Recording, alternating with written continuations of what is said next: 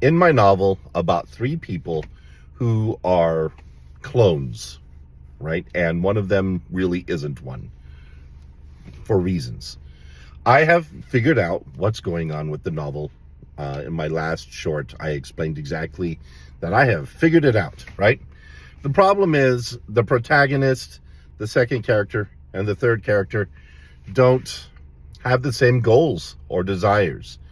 I mean, one of them, honestly, her only desire is to not get killed by Clone Central.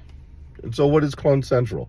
So let's talk about this. What is the role of large institutions in a science fiction novel? Institutions are very important in how we live now, and we really can't escape them. It's not possible. And so for me, I'm like, okay, how do we expand on this idea of what is going on with really large institutions? And for these three individuals, there is a certain institution that is kind of the bogeyman behind everything. And it's called Clone Central.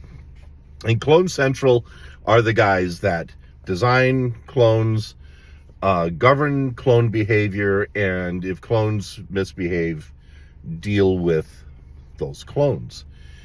And one of my clones is basically a factory second,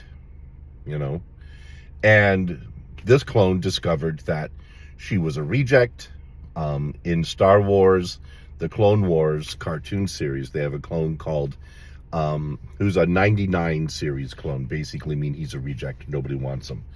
And then in one of their other clone cartoon series, The Bad Batch, all of these clones are basically rejects of some sort or another. And so in this case, there's this institution that determines what makes a good clone and what makes a bad clone, right? Can my clone, her name is Sylvia, have a function in society? Well, yes. She was designed specifically to build spaceships, right? As someone who does the wiring in tiny little spaces, she's very small. She was designed to be tiny, and she sucks at that. And she has some physical characteristics that don't match her design specifications. And she's a good pilot, not ship manufacturer. And so they want to mulch her.